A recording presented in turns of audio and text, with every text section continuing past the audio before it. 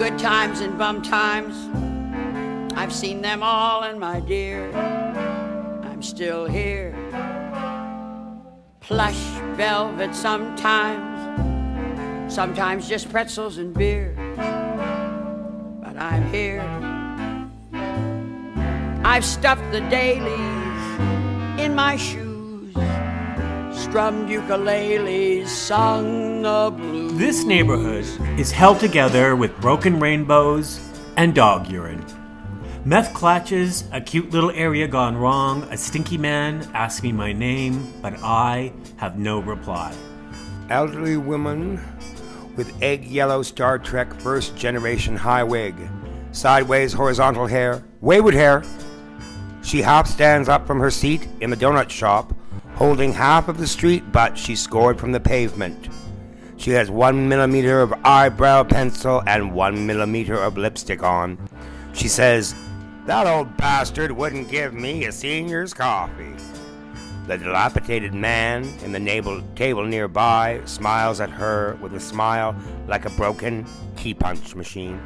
A zombie apocalypse, hyperbolic fentanyl body bends, motionless dead stares, and a man covered in dirt tries to keep his pants up.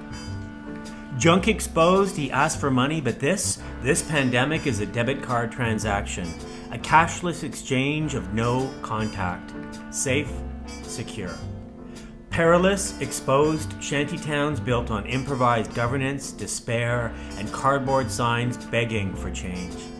Hoarders of yesteryear, crumpled Tim Hortons cups, empty beer cans, and shopping baskets filled to the brim with broken dreams. Barbara Hall Park, sketch rhythms. People who are their very own rhythm section do a desultory two-step.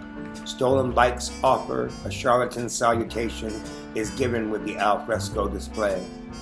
Perfume for sale, a hoodie, an unopened bottle of Pepsi. I'm the miscreant gnome on my dissolving patch of earth. My rolling case is a wieldless, yieldless thing, but it contains beer. I hear the low-minded, cycloptic young jerks as they green apple two-step toward me.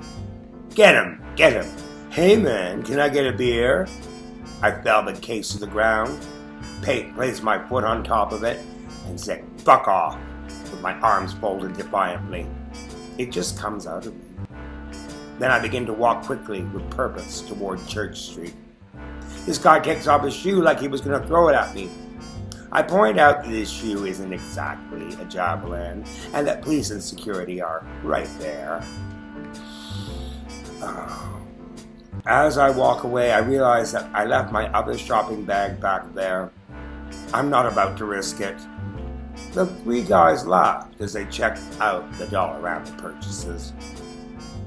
There she is again. I nearly trip over an unopened bottle of Pepsi. Just a broken dream away, 4 guys argue over beers, and I walk away with intention towards Church Street and towards a trans woman. As I see the flush of her eyes, I extend my hand. "Fuck off!" she says. And I think I deserve that. I turn back, past the bottle of Pepsi, and I see the same guys, -1, rifling through a Dollarama bag. Lipstick, eyeliner, rouge, a spatula, a bra. I watch them scatter these items all over the park, laughing like hyenas. Poor savages, the little twerps. I wish I could teach them all a lesson, but I don't want to get hurt. My nails are brittle and my retorts never will. I have only to walk up to King Street to see reminders of what it was like to be homeless for almost a month. But Church, Wellesley, and other surrounding areas scare me way more. I see a chubby woman named Julie outside her group home near King and Spencer. I saw her for years when I came into Parkdale to buy pot. She's always saying, "Hi, how are you? I'm good. Do you have any change?" Recently I saw that she has a fulsome beard beneath her chin. What, I ask myself, makes her life any different than other people out there who have no place to stay? There are many answers. One is a lack of knowledge of resources. I love and loathe watching people interact with panhandlers. It's remarkably the same each time. When approaching a panhandler, the very moment they experience discomfort, they slam their hand in their pocket and whip out their phone. As if anyone has texted since they checked 2 minutes ago. One of two things happens next. They either keep walking or jam their hand back into their pocket, fishing around for change as if looking for the perfect coins. 2 quarters, a dime, and a nickel are dropped unceremoniously into a paper Tim Hortons cup. 65 cents. You can't buy a fucktard for that. How is it that in the moment of deciding how much to give, people don't just give all of the change in their pocket? How about open up that wallet and produce a bill? A 5 or a 10 is really not that much money for the housed and employed. So why answer a call for help with something so meager, so offensive? This is the age of the debit card. Coronavirus took care of that for us. Plastic people with plastic cards, an unrecyclable capitalistic disaster. And that's why I love and loathe watching people interact with panhandlers. 1987, the Annex. I'm 17. Hiller Latoya, the artistic director of the company DNA Theater, that I used to affectionately call a drunken fetus spider monkey, loved that Daniel McIver coined a clever phrase about the company, DNA Theater, drugs and alcohol theater.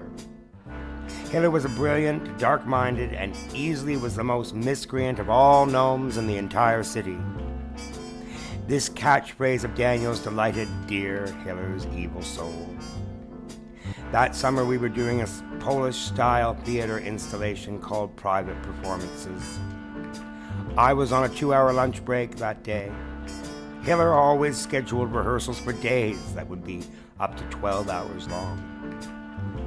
I had planned to go to a nearby restaurant, the New Varsity, but as I was about to enter, I noticed a fellow of about 60 who was obviously homeless. He was filthy, mire-covered and filled with a palpable self-loathing. He seemed to be trying to reach out for help, but his deep sense of shame had rendered him inarticulate. I knew that I had to offer him some pizza and Coke from the nearby pizza outlet. We sat in the U of T parquet, and he continued to ask me why I had been so good. I told him that I had had people who were good to me and that I really was just returning the favor, and he cried. I hugged him around the shoulder and told him that there was no need in the world to feel embarrassed or beholden, and that this is how it should be between human beings on the planet. I said if he were ever in my presence again, that he would dispense with so much acknowledgement, that it was my pleasure to share with him as I had been shared with by countless people over time. In those days, I had a term deposit in the bank with about $5,000, the result of 2 years of saving, because I had no vices then. It became a different thing when I went junkie 5 years later at 22. Hard-edged hussy, I never would give anyone so much as a pinch of my own shit. But back then I was moved by an innocence and compunction that is slowly returning to me as I remember that I was homeless for a short while.